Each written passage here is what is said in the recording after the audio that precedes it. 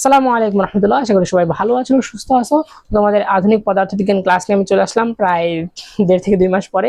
তো এর জন্য আমি ক্ষমা প্রার্থী।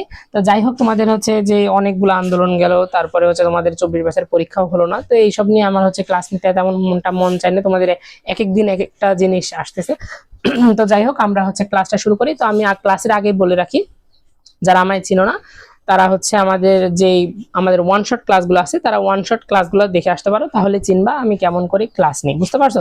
তো তোমাদের আধুনিক পদার্থবিজ্ঞান ক্লাসটা আমার মনে হয় সিকিউ ক্লাসটা হচ্ছে 30 থেকে 40 মিনিটের মধ্যে শেষ করে দেওয়া আছে, বুঝতে পারছো? তো আমি এখানে হচ্ছে 2-3টা ক্লাস নিব। সেখানে হচ্ছে তোমাদের মানে একাডেমিক টু অ্যাডমিশন যতটুকু লাগে ততটুকু আমি দেওয়ার চেষ্টা করব। আর জানোই আমি হচ্ছে যেগুলো হচ্ছে আজে বাজে জিনিস পড়াতে পছন্দ করি না। বলতে গেলে তোমাদের যেটা প্রয়োজন নাই, যেটা হচ্ছে খুবই কম বলতে গেলে একদমই আসে না, ওইসব জিনিস আমি হচ্ছে পড়াবো না। যতটুকু তোমাদের লাগে, যতটুকু বুঝতে তোমাদের লাগে ততটুকু আমি দেওয়ার চেষ্টা করব। তো আমরা হচ্ছে আজকের ক্লাসটা একটু কথা বলে। আজকের ক্লাসে প্রথমে হচ্ছে আমি মানে 3টা পার্টে ভাগ করছি। প্রথমে হচ্ছে আমরা এই যে আগের যত হচ্ছে মানে পুরানো অ্যানসিয়েন্ট ইতিহাস আমরা পড়তে, মানে ইতিহাস না, কিভাবে আসলো আধুনিক পদার্থবিজ্ঞানটা, মানে আমাদের এই চ্যাপ্টারটা কিভাবে আসলো, সেটা হচ্ছে আমি 2 থেকে 3 মিনিট কথা বলবো, এর চেয়ে বেশি না। তারপরে হচ্ছে আমাদের যেটা লাগে বলতে গেলে খুব কম লাগে, গ্যালিলিও রূপান্তর, তারপরে লরেঞ্জ এবং বিপরীত লরেঞ্জের, ওটা মানে একবারে আমি শেষ করে দেবো। তারপরে আসবে আমাদের মেইন জিনিস, সেটা হচ্ছে আমাদের কাল দীর্ঘায়ন, দৈর্ঘ্য সংকোচন এবং ভরবেগ, এটা হচ্ছে আমাদের থার্ড পার্ট। তো সেখান থেকে আমাদের যে সিকিউ বলো এমসিকিউ বলো, ওখান থেকে আমাদের বেশি প্রশ্ন আসে। তো আমরা লাস্টের পার্টটা একটু বেশি হচ্ছে আমাদের বেশি ইম্পর্টেন্ট। তো আমরা হচ্ছে প্রথম পার্টটা শুরু করি। আর যাদের হচ্ছে ওয়ান শট ক্লাস করার দরকার, আমাদের এই চ্যানেলে খুব ভালোভাবে ওয়ান শট দেওয়া আছে, ফিজিক্সের সবগুলো চ্যাপ্টার দেওয়া আছে, তো করতে পারো। আর তোমাদের কেমিস্ট্রি আর হায়ার ম্যাথের কিছু কিছু চ্যাপ্টার, অনেকগুলো চ্যাপ্টারই বাদ আছে। তোমাদের পরীক্ষা 25 ব্যাচের পরীক্ষার আগে আমি হচ্ছে ওগুলো দেওয়ার চেষ্টা করব। আর 26 ব্যাচের যারা আছো তারা হচ্ছে আমাদের পদার্থবিজ্ঞানের সবগুলা, আমাদের যতগুলো অধ্যায় আছে সবগুলো ক্লাসই শেষ করা হবে। তো যারা 26 ব্যাচের আছো তাদের জন্য এটা সুখবর বলতে পারো, তোমরা যদি সুখবর হিসেবে নাও যদি ক্লাস করো। তো চলো আমরা ক্লাস শুরু করি, আর লাস্টের দিকে সব কথা বলবো নি। তো দেখো, 1900 সালে ম্যাক্স প্ল্যাঙ্ক নামে একটা বিজ্ঞানী ছিল। তিনি কি করছে, কোয়ান্টাম তত্ত্ব আবিষ্কার করছেন। কোয়ান্টাম তত্ত্বটা কি ছিল তোমাদেরকে যদি আমি সহজভাবে বোঝানোর চেষ্টা করি, তাহলে কোনো বস্তু থেকে শক্তি বিকিরণ অথবা শোষণ করলে, ধরো এটা বিকিরণ করবে, এটা শোষণ করবে, দুইটা বস্তু এ এবং বি, হ্যাঁ। তো এ যদি শক্তি বিকিরণ করে, তাহলে এটা হচ্ছে কি, আমরা জানি এই শক্তি বিকিরণ এরকম ভাবে সাইমালটেনিয়াসলি বা হচ্ছে নিরবচ্ছিন্ন ভাবে যাচ্ছে, তাই না এখানে। কিন্তু ম্যাক্স প্ল্যাঙ্ক বললো কি, এটা নিরবচ্ছিন্ন ভাবে যাবে না, এটা যাবে কোয়ান্টাম আকারে। কোয়ান্টাম হচ্ছে কি আমাদের একটা গুচ্ছ বা প্যাকেট আকারে। গুচ্ছ বা প্যাকেট আকারে কিভাবে যায়, গুচ্ছ বা প্যাকেট আকারে যায় এই যে এইভাবে, বুঝতে পারছো? এই যে এক একটা প্যাকেট, ধরো এখানে আমি এখানে ধরো 10 জুল শক্তি আমি নিরবচ্ছিন্ন ভাবে প্রেরণ করলাম, কিন্তু এই কোয়ান্টাম তত্ত্বে এসে আমরা জানতে পারি এটা হচ্ছে 10 জুলটা এইভাবে যাবে 3.33, এরকম ভাবেই তো, তাই না? 3 ভাগ করলে 3.33 হয়। ধরো এরকম ভাবে প্যাকেট আকারে যাবে, বুঝতে পারছো? মানে প্রতিটা প্যাকেটে এই 3টা প্যাকেট মিলে আমাদের 10 জুল সমান শক্তি। এখানে হচ্ছে কি, এটা বিকিরণ করছে, এটা হচ্ছে কি শক্তি শোষণ করছে। তো এইটা হচ্ছে মূল ছিল আমাদের কোয়ান্টাম তত্ত্ব। আর এই যে যেই প্যাকেটগুলো দেখতে পারছো, এই প্যাকেটগুলোকে বলা হয়েছিল কি কোয়ান্টাম। এই প্যাকেটগুলোর নাম দেওয়া হয়েছিল কোয়ান্টাম। এইবার আসি আমাদের আইনস্টাইন দাদুর কাছে। আইনস্টাইন দাদু কি করলো, কোয়ান্টাম তত্ত্বটাকে একটু মডিফাই করলো, বেশি কিছু করে নাই, একটু মডিফাই করছে সে। ঠিক আছে, বলছে যে ম্যাক্স প্ল্যাঙ্ক বলছে ঠিক আছে, আমি হচ্ছে একটু মডিফাই করব, এটা হচ্ছে একটু পরিবর্তন করবো, পরিবর্তন না মানে হচ্ছে এটাকে একটু মানে সাজাই গোছাই দিব, বুঝতে পারছো? তো আইনস্টাইন দাদু এসে কি করলো, মডিফাই করলো কোয়ান্টাম তত্ত্ব এবং এখানে নাম দিল একটা কি ফোটন। তো আইনস্টাইনের মডিফিকেশনটা হলো এই যে, দুইটা মডিফিকেশন করছে। একটা মডিফিকেশন হচ্ছে আমাদের যখন কোনো বস্তুতে মানে হচ্ছে কোনো শক্তি আমাদের স্থানান্তর হবে, বা স্থানান্তর বলতে গেলে চলাচল করবে, বুঝতে পারছো? তখন এই চলাচলের সময়ও আমাদের কোয়ান্টাম হিসেবেই আমাদের শক্তিটা চলাচল করবে, বুঝতে পারছো? এটা হচ্ছে খাঁটি বাংলা কথায় বলে দিলাম। আর 2 নাম্বারটা হচ্ছে যে মানে আমাদের দেখো এই প্রথমটার মধ্যে আর ম্যাক্স প্ল্যাঙ্কের কোয়ান্টাম তত্ত্বের মধ্যে ডিফারেন্সটা কোথায়। ম্যাক্স প্ল্যাঙ্ক বলেছিল যে শক্তি শোষণ অথবা নির্গমন, হ্যাঁ, শক্তি শোষণ অথবা নির্গমনের ক্ষেত্রে শুধুমাত্র কোয়ান্টাম হিসেবে আমাদের শক্তিটা যায়। কিন্তু এই আইনস্টাইন বলল যে শক্তি শোষণ নির্গমন দুইটার ক্ষেত্রে তো যাই, পাশাপাশি চলাচলের সময়েও আমাদের এই যে শক্তিটা সেটা কোয়ান্টাম হিসেবে চলাচল করবে। আর দ্বিতীয় মডিফিকেশনটা এই হলো যে কোনো ধাতুর উপরে আলো বা ফোটন, আলো মানে হচ্ছে আমাদের কি একটা শক্তি না, হচ্ছে আলো সূর্যই কি আমাদের সকল শক্তির উৎস, তাহলে আলোতে কি আছে শক্তি, তাহলে এইগুলো হচ্ছে কি আমাদের এক একটা ফোটন। হ্যাঁ, এই এক একটা ফোটন বা হচ্ছে এটা হচ্ছে আমাদের কি কি বলছিলাম আমরা, কোয়ান্টাম। তো এখানে যখন আলো আসবে তখন এটা হচ্ছে কি ফটো, ফটো থেকে আমরা ফোটন আসছে, বুঝতে পারছো? ফটো হচ্ছে কি আমাদের আলো, লাইট, তাই না? এখান থেকে আসছে আমাদের আলোর কণাটাকে আমরা বলি ফোটন। তাহলে যেহেতু আলো আপতিত হচ্ছে কোনো ধাতুর উপরে, তাহলে এখান থেকে একটা ইলেকট্রন নির্গত হবে। কিভাবে নির্গত হবে এটা হচ্ছে আমরা ফটো ইলেকট্রিক ইফেক্টে গিয়ে খুব ভালোভাবে পড়বো, তো এখানে আমি বেশি এক্সপ্লেন করতেছি না। ওকে, তো তারপরে দেখো এটা হচ্ছে গেল, তার হচ্ছে মডিফাই করলো কোয়ান্টাম তত্ত্ব। তারপরে তিনি এখানকার মূল যে আলোচনা সেটা হচ্ছে আমাদের কি আপেক্ষিকতা।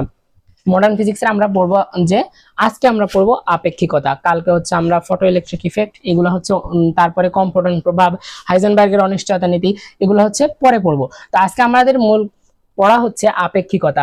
1916 সালে আপেক্ষিকতার একটা সাধারণ তত্ত্ব দেন, তার আগে 1905 সালে তিনি বিশেষ তত্ত্বটা দেন।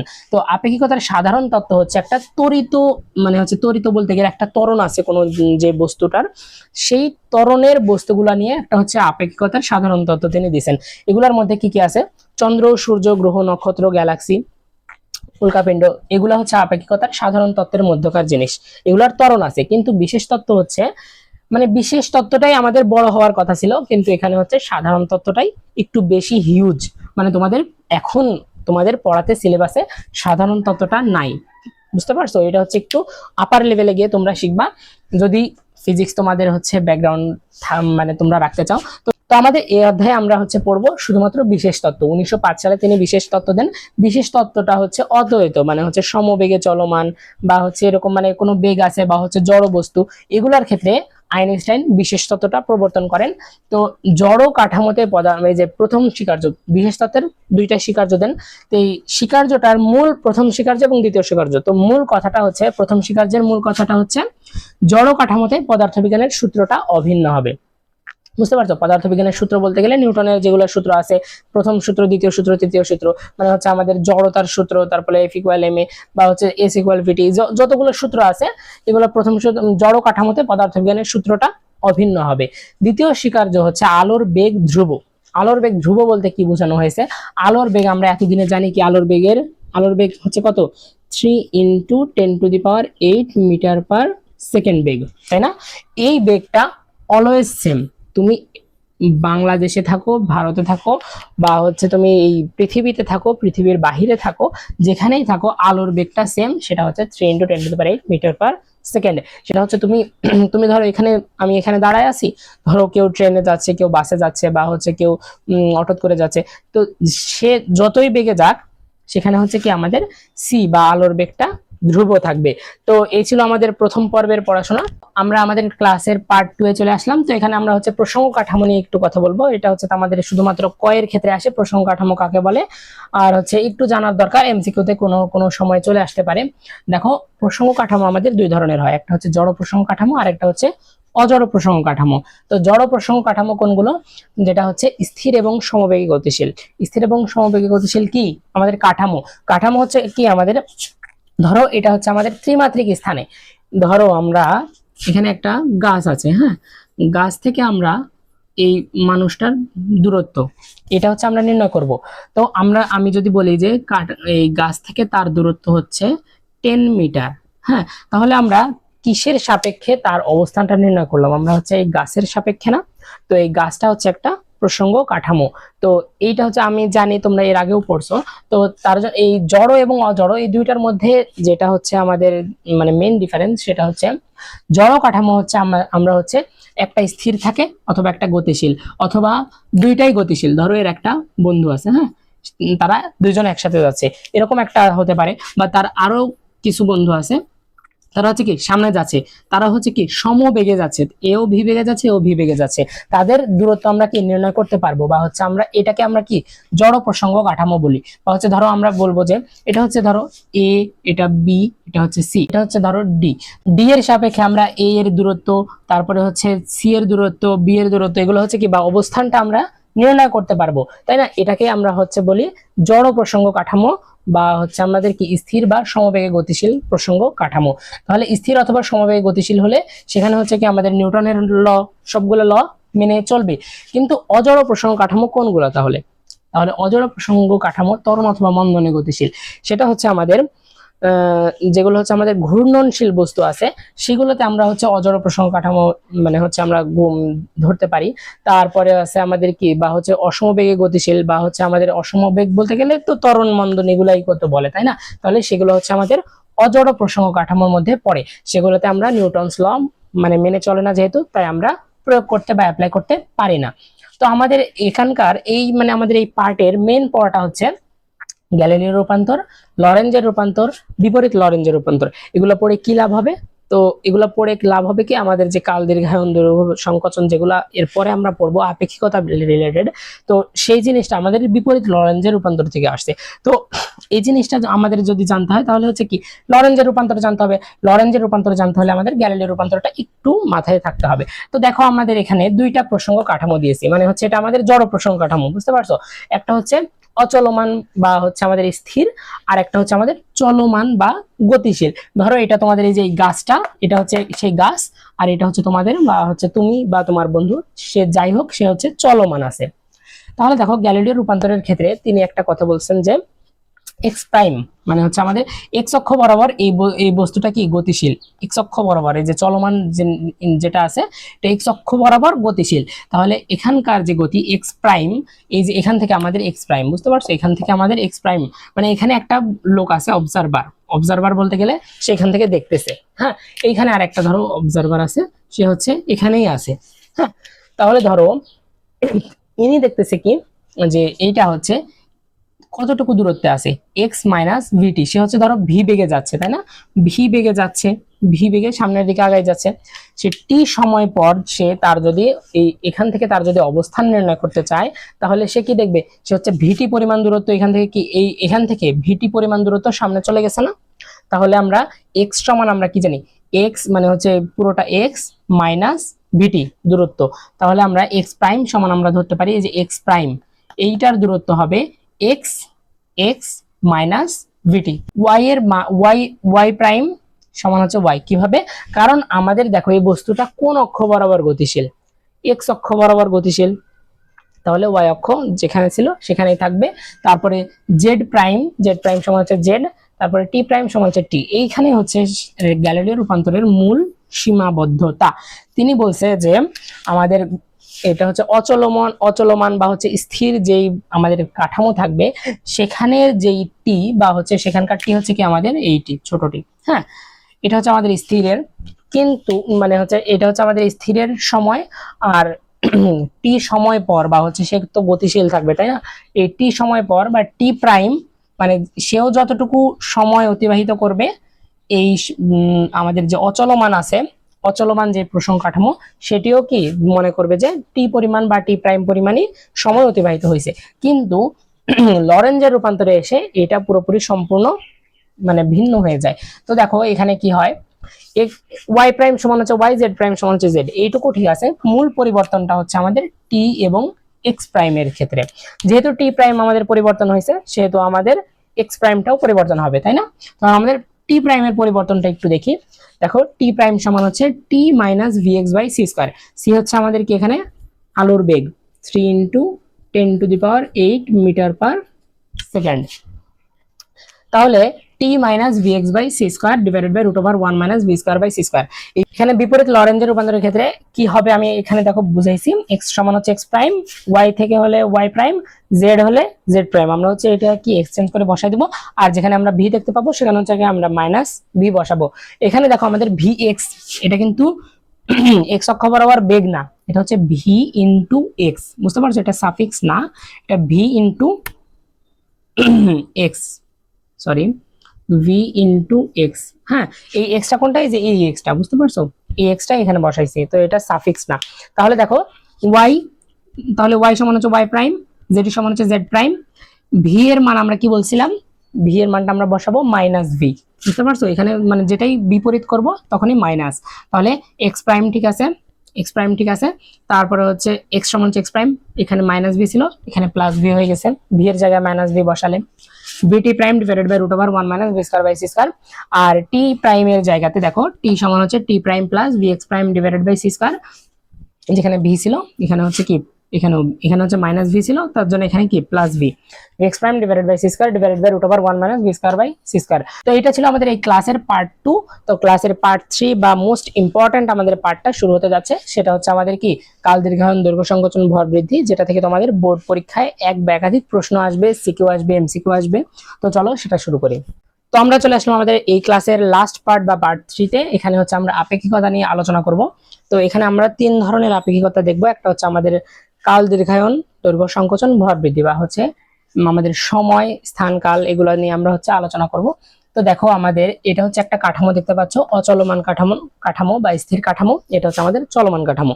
তো তোমাদের একটাই আমি বুঝাই দিচ্ছি, তারপরে এগুলো শুধুমাত্র সূত্র মনে রাখতে হবে, বুঝতে পারছো? এগুলো সূত্রটাই মেন, এগুলো কেউ মানে হচ্ছে আসে না। তো একটু শর্ট ভাবে তোমাদের হচ্ছে সময়ের জিনিসটা, সময় কিভাবে কালটা দীর্ঘায়ন হচ্ছে এটা একটু দেখাই। এটা সূত্রটা কিভাবে আসছে মানে হচ্ছে আমি একটাই দেখাবো, বেশি হচ্ছে পেঁচাল পারবো না। তো দেখো আমাদের অচলমান এখানে একটা মানুষ আছে, হ্যাঁ, এইখানে আর একটা অবজারভার মানে হচ্ছে পর্যবেক্ষক আছে, তার কাঠামোতে একটা ঘড়ি আছে, বুঝতে পারছো? তার কাঠামোতে একটা ঘড়ি আছে। তো সে একটা এখানে একটা সময় মানে এখানে হচ্ছে সে হচ্ছে কি চলমান, একদম চলার শুরুতে সে একটা মানে সময় দেখলো, সেটা হচ্ছে আমাদের টি1 প্রাইম, বুঝতে পারছো? সে এখান থেকে এখানে এই পর্যন্ত গেল, সেখানে গিয়ে দেখলো টি2 প্রাইম। ওকে, এটা কে দেখছে? আমাদের চলমান কাঠামোর অবজারভার বা পর্যবেক্ষক। তো আমাদের অচলমান বা স্থির কাঠামোর পর্যবেক্ষক সে দেখলো কি, সে তো অলরেডি মানে হচ্ছে অচলমান, আর হচ্ছে এ কি চলমান। তো এ প্রথমেই দেখলো যে টি সমান, আমরা হচ্ছে বিপরীত লরেঞ্জের রূপান্তর থেকে আমরা জানি কি টি1 prime plus V x prime divided by C square divided by root over 1 minus V square by C square. সে প্রথমেই টি1 সমান এটাই দেখলো, বুঝতে পারছো? তাহলে সে টি2 প্রাইম বা টি2 সময় পর সে কি দেখবে, টি2 সমান হচ্ছে টি2 prime plus V x prime divided by C square divided by root over 1 minus V square by C square. যেখানে অ্যাকচুয়ালি ঘড়িটা ছিল সেটা হচ্ছে আমাদের কি চলমান কাঠামোতে, যেখানে ধরো এটা হচ্ছে তুমি বা এটা হচ্ছে মেইন অবজারভার, বুঝতে পারছো? তাহলে আমাদের ঘড়িটা আছে চলমান কাঠামোতে, তাহলে তার অ্যাকচুয়াল যে সময়টা সেটা হচ্ছে দেখো টি নট, মানে হচ্ছে আমরা স্থির মানে এইটার সাপেক্ষে চলমান, হ্যাঁ, এখানকার সাপেক্ষে ঘড়ি। ধরো এটা হচ্ছে তোমাদের একটা বাসে তোমার একটা ঘড়ি আছে, আর এখানে ধরো তোমার হচ্ছে বাসের স্টপেজ, সেখানে হচ্ছে কোনো ঘড়ি নাই, বুঝতে পারছো? তাহলে এই ঘড়িটার ব্যাপারে আমরা কথাবার্তা বলতেছি। তাহলে এখানকার টি নট বা স্থির সময়, বুঝতে পারছো? এখানকার স্থির সময়, এই যে লোকটা দেখতেছে তার স্থির সময় টি নট সমান হচ্ছে টি2 প্রাইম মাইনাস টি1 প্রাইম, বা হচ্ছে সময়কালটা, মানে সে হচ্ছে যে ভি বেগে চলে এক জায়গা থেকে আরেক জায়গায় গেছে, তো কতটুকু সময়কাল হয়েছে সে তো মাপছে, হ্যাঁ। তাহলে সে টি নট সময় সমান হচ্ছে টি2 প্রাইম মাইনাস টি1 প্রাইম, তাহলে এইটুকু সময়কাল সে মাপলো। এবার দেখো আমাদের অচলমান এই লোকটা কি মাপছে সেটা হচ্ছে আমাদের দেখার বিষয়। তাহলে এইটা হচ্ছে আমরা দেখি, টি সমান হচ্ছে আমরা মাপছি টি2 মাইনাস টি1, তাই না? তাহলে টি2 মাইনাস টি1 করলে দেখো আমাদের কাছে কি দাঁড়ায়, টি2 প্রাইম মাইনাস টি1 প্রাইম। আর এই যে এটা হচ্ছে কি, এটা হচ্ছে প্লাস হবে, এটা হচ্ছে মাইনাস হলে এই দুইটা হচ্ছে কি কাটা, হ্যাঁ। তাহলে কাটা গেলে নিচে থাকে কি, লসাগু আসতেছে আমাদের root over 1 minus V square by C square. দেখো টি2 প্রাইম মাইনাস টি1 প্রাইমটা আমাদের কি ছিল, আমাদের স্থির বা আমাদের কি বলবো, আমাদের মূল সময়টা হচ্ছে T nought divided by root over 1 minus V square by C square, তাই না?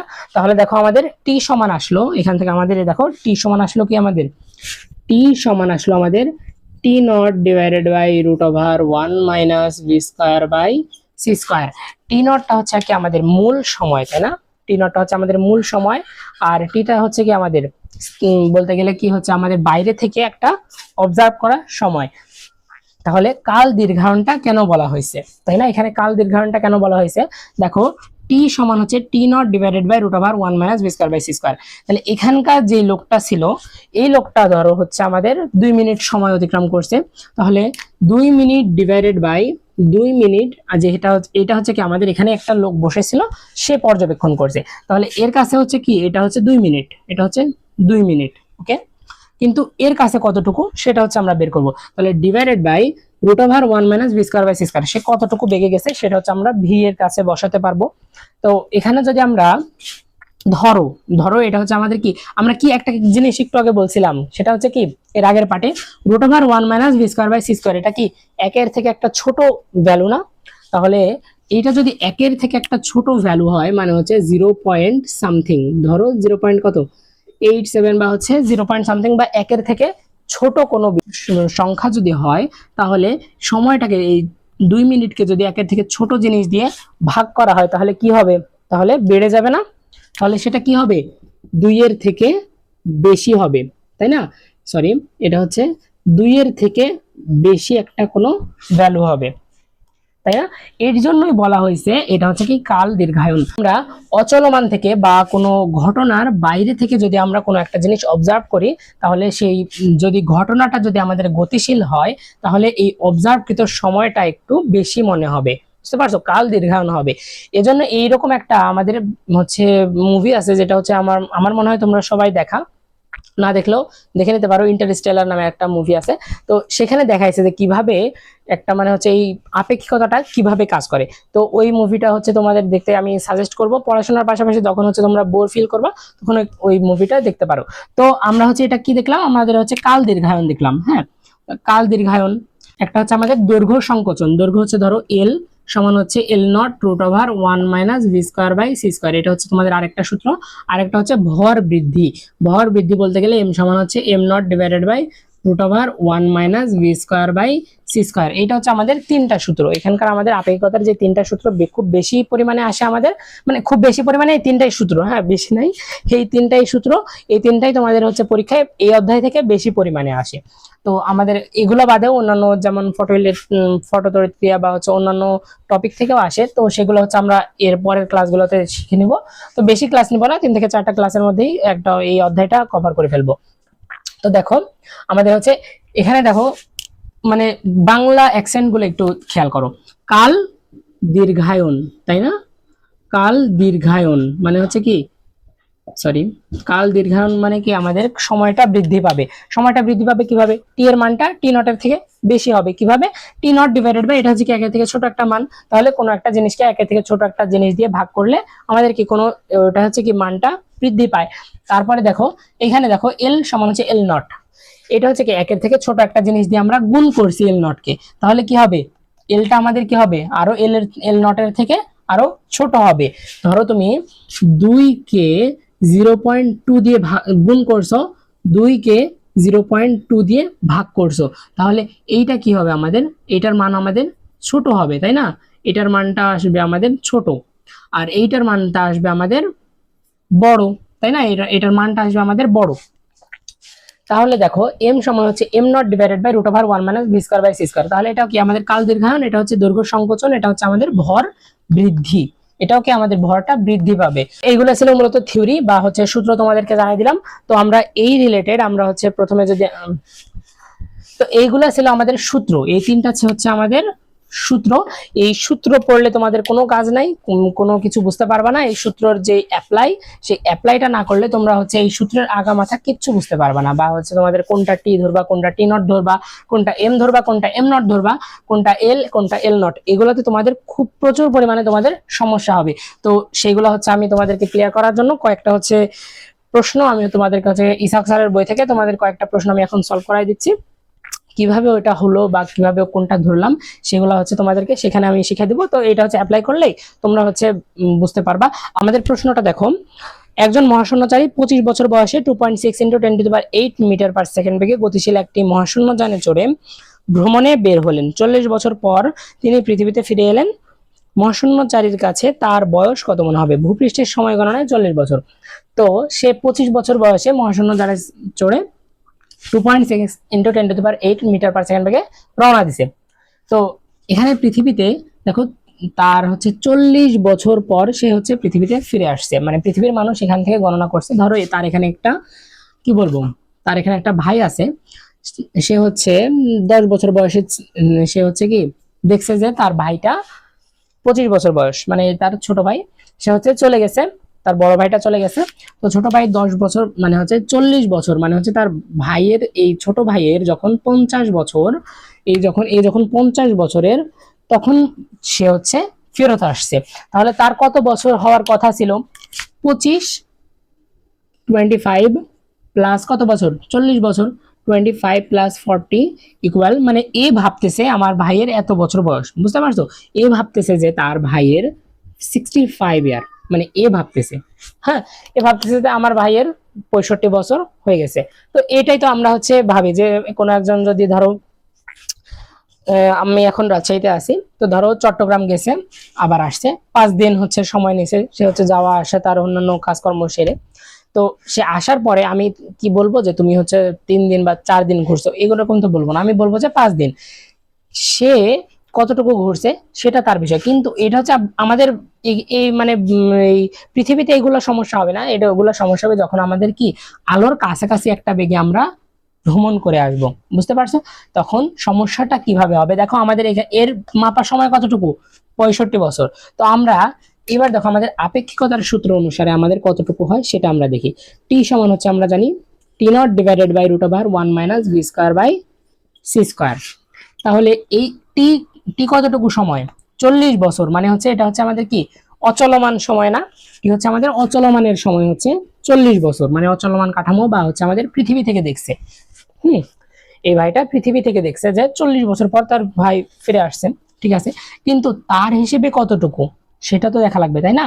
সে কতটুকু সময় অতিবাহিত করছে তার হিসেবে আমরা টি নটটা বের করব, divided by root over 1 - v এর মান দেওয়া আছে 2.6 × 10⁸ মিটার/সেকেন্ড, ডিভাইডেড বাই সি হচ্ছে 3 × 10⁸ মিটার/সেকেন্ড। দুইটার উপরে স্কোয়ার আছে না, দুইটার উপরে স্কোয়ার দিয়ে দিই, 10⁸ কাটা। যদি আমরা ক্যালকুলেশন করি তাহলে আমাদের আসতেছে টি নটের মান আসতেছে 19.955, বা হচ্ছে আমাদের দেওয়া আছে কত, 20 বছর, বুঝতে পারছো? 20 বছর তার হিসেবে, মানে সে বলতেছে যে আমি 20 বছর ঘোরাফেরা করে আসছি, বুঝতে পারছো? তার কাছে একটা ঘড়ি ছিল, সেই ঘড়িতে সে দেখছে যে আমি 20 বছর আমি হচ্ছে মানে হচ্ছে কোন একটা ভ্রমণ করে আসছি, বুঝতে পারছো? কিন্তু এ বলতেছে কি না, তুমি হচ্ছে 40 বছর পরে আসছো, এ বলছে না আমি তো 20 বছর পরে আসছি। এই জিনিসটা তোমাদের, এইটা হচ্ছে আমাদের আপেক্ষিকতা, বুঝতে পারছো? কারণ এ তার মতো করে ঘুরে আসছে 20 বছর, কিন্তু এ মনে করতেছে 40 বছর। তাহলে আমাদের প্রশ্নের কি বলছে, মহাশূন্যচারীর কাছে তার বয়স কত মনে হবে? তাহলে মহাশূন্যচারীর কাছে তার বয়স মনে হইতেছে কত, 20 বছর। আগে কত ছিল তার, 25 বছর। তাহলে এই মহাশূন্যচারীর কাছে তার বয়স মনে হইতেছে 25 প্লাস 20 বছর, সে ভ্রমণ করছে 45 বছর। এর পরের প্রশ্নটা দেখো, একটি মহাশূন্য যান কত দ্রুত ভ্রমণ করলে মহাশূন্যে একদিন অতিবাহিত হলে পৃথিবীতে 2 দিন অতিবাহিত হবে? মানে মহাশূন্যে একদিন, মহাশূন্যে এটা হচ্ছে আমাদের কি চলমান, তাহলে টি নটের মান হবে আমাদের একদিন, আর কি বলছে পৃথিবীতে 2 দিন, তাহলে পৃথিবীতে টি সমান হচ্ছে 2 দিন, তাই না? পৃথিবীতে 2 দিন। তাহলে আমরা জানি টি সমান হচ্ছে, দেখো এই জিনিসটা তোমাদের ধরা সবচাইতে বেশি মানে হচ্ছে ডিফিকাল্ট, বা তোমাদের একটু প্যাচ লাগাই ফেলো। টি কোনটা, টি নট কোনটা? টি নট হচ্ছে যেটাতে ঘটনা ঘটতেছে। এখানে দেখো মহাশূন্য যানে কত দ্রুত ভ্রমণ করলে, মহাশূন্য যানটা চলতেছে, তাহলে ঘটনাটা কোথায়, মহাশূন্য যানে। তাহলে মহাশূন্য যানেরটা আমরা টি নট ধরবো, বুঝতে পারছো? স্থির বা নিশ্চল, সেখানকার যে সময় সেটা হচ্ছে স্থির বা নিশ্চল, বাট যেটা হচ্ছে আমাদের পৃথিবী সেইটার সাপেক্ষে সেটা সেটা কি গতিশীল। তো এত কিছু দেখার দরকার নেই, যেখানে ঘটনা ঘটবে সেটাই টি নট, এটাই নোট করে রাখো, যেখানে ঘটনা ঘটতেছে সেটাই টি নট, তাহলে আর কোনো পেস লাগবে না। তাহলে টি নট হচ্ছে কোথায় আমাদের যেই মহাশূন্য যান সেখানে হচ্ছে একদিন, আর আমাদের পৃথিবীতে 2 দিন। তাহলে টি সমান হচ্ছে T nought divided by root over 1 - v² by c²। তাহলে এখানে আমাদের ভি এর মানটা কত দ্রুত ভ্রমণ করতে হবে, তাহলে টি এর মানটা হচ্ছে আমাদের 2 দিন, টি নট এর মানটা হচ্ছে আমাদের একদিন, রুট ওভার 1 - ভি এর মানটা আমাদের নির্ণয় করতে হবে, ডিভাইডেড বাই সি হচ্ছে 3 × 10⁻³ 8 এর স্কয়ার। তাহলে এখান থেকে আমাদের ভি এর মানটা আসতেছে 2.598 ইন্টু 10⁸ মিটার পার সেকেন্ড বেগ। তাহলে এই বেগে যদি আমরা হচ্ছে ওই মহাশূন্য যানটা চালাই তাহলে আমাদের পৃথিবীতে 2 দিন আর মহাশূন্য যানে 1 দিন হবে, প্রায় অর্ধেক সময়। এইবার দেখো, একজন মহিলা 30 বছর বয়সে 10 বছরের একটি কন্যাকে রেখে, এই দেখো কন্যাকে রেখে 0.98 সি বেগে, বা সি বলতে গেলে এখানে কি বোঝাইছে, সি হচ্ছে আমাদের কি আলোর বেগ, মানে 0.98 এর সাথে সিটা গুণ করে দিতে হবে, রেখে সরি বেগে গতিশীল একটি মহাশূন্য যানে চড়ে মহাকাশ ভ্রমণে গেলেন। খুব ভালো কথা। পৃথিবী হিসেবে তিনি 30 বছর সময় মহাকাশে কাটিয়ে ফিরে এলেন। পৃথিবীর হিসেবে 30 বছর, তাহলে তার কন্যা পৃথিবীতে আছে, হ্যাঁ 10 বছর বয়সে তাকে ফেলে রেখে চলে গেছে 30 বছরের একটা মহিলা, সেটা হচ্ছে হ্যাঁ এরকম হচ্ছে, ধরো সে হচ্ছে এভাবে গেছে, তার হচ্ছে 30 বছর আর এর হচ্ছে 10 বছর, হ্যাঁ তারপর হচ্ছে পৃথিবীর হিসেবে এই মেয়ের যখন 40 ইয়ার হয়েছে বা 30 বছর পরে সে হচ্ছে কি ফিরে আসছে, ওই 30 বছর বয়সী মহিলাটা ফিরে আসছে। এটা হচ্ছে কিসের, আমাদের পৃথিবীর সাপেক্ষে তাদের কার বয়স কত হবে, তাহলে এর বয়স কত হবে এটা তো আমরা দেখতে পাচ্ছি, তাই না? এটা হচ্ছে কত হবে আমাদের কন্যার বয়স, কন্যার বয়স হবে 40 ইয়ার, আর মায়ের বয়স কতটুকু হয় সেটা হচ্ছে আমরা এখন হচ্ছে আমাদের নির্ণয় করতে হবে, কারণ তার মাই গতিশীল ছিল। তাহলে বয়সটা আমাদের কি সময়, তাহলে টি সমান হচ্ছে T nought divided by root over 1 minus B square by C square. V এর মানটা আমাদের দেওয়া আছে না, হ্যাঁ ভি এর মানটা দিয়ে থাকার কথা, হ্যাঁ 0.986 দেওয়াই তো আছে। তাহলে আমাদের টি আমাদের কতটুকু, 30 বছর পরে ফিরে আসছে না, তাহলে আমাদের পৃথিবী থেকে অবজার্ভ করছে যে 30 বছর পর সে ফিরে আসছে। আর টি নট হচ্ছে আমাদের কত, টি নট হচ্ছে আমাদের ও হ্যাঁ টি নট তো আমরা বের করবো, root over 1 minus 0.98 c divided by C square, তাই না? 0.98 এরও স্কোয়ার, সি এরও স্কোয়ার, তাহলে সি স্কোয়ার কাটা। তাহলে আমরা যদি এখান থেকে টি নটের মানটা বের করি, টি নটের মানটা আমাদের আসবে 5.97 ইয়ার। বুঝতে পারছো, মানে প্রায় 6 বছর। তার কাছে মনে হয়েছে তার 6 বছর হচ্ছে আমি ঘোরাফেরা করে চলে আসছি। তাহলে কার বয়স কতটুকু, তাহলে এর বয়স ছিল কত, 30 বছর আর হচ্ছে 5.97, বা এখানে হচ্ছে কত 35.97, বা 36 বছর ধরতে পারি আমরা, 36 বছর। তাহলে দেখো তার মেয়ে 30 বছর পর্যন্ত অপেক্ষা করছে, 30 বছর পরে তার মা ফিরে আসছে, এসে দেখে কি তার কন্যার বয়স হচ্ছে 40 বছর। দেখো তার কন্যার বয়স 40 বছর আর তার বয়স কত বছর, অনলি 36 ইয়ার। তো যাদের বয়স কমানোর ইচ্ছা তারা কি করো, মহাকাশ যানে চলে যাও। এবার দেখো একটি কাল্পনিক ট্রেন কত দ্রুতিতে চললে এর চলমান দৈর্ঘ্য নিশ্চল দৈর্ঘ্যের 1/3।